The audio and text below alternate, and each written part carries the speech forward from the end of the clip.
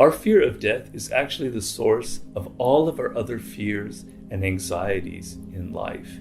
And one thing you need to understand about our relationship to death is the actual physical component of that. In the past, people who lived in cities or villages, and I'm talking about hundreds of years ago, were constantly seeing death in front of them. They were seeing their parents or their relatives die in their house. They were seeing animals being killed for their food.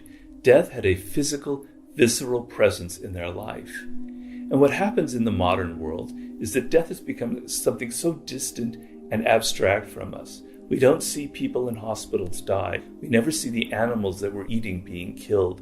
And so death becomes something very distant from ourselves. But the irony of the situation now is that death is actually becoming something much more physical. We feel it all around us, as people did in the past during moments of a plague.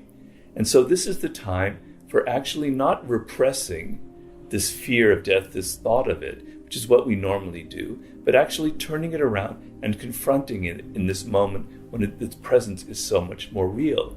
And you might think, that's kind of gloomy and morbid, Robert. Why do I want to give into that? But it's actually quite the opposite. By thinking about your mortality and about your inevitable death, you're actually able to increase your appreciation of life itself. You're actually able to deepen that connection that you feel to life, whereas that fear that you're constantly going through is actually hindering your ability to enjoy the life that you're leading. It's making you fearful in so many other ways.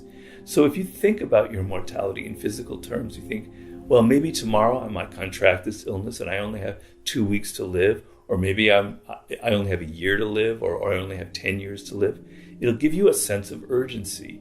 You have to take advantage of these moments. You have to realize those projects that you wanted to realize. You don't want to waste time. You want to make the most of each moment. Confronting your mortality will also make you deeply, deeply appreciative of what you have right now, of the life that you live, that you're actually alive, that you're actually able to see the world around you, hear the birds chirping. But being aware of how things are ephemeral and how nothing really lasts actually will deepen and appreciate your connection to life itself.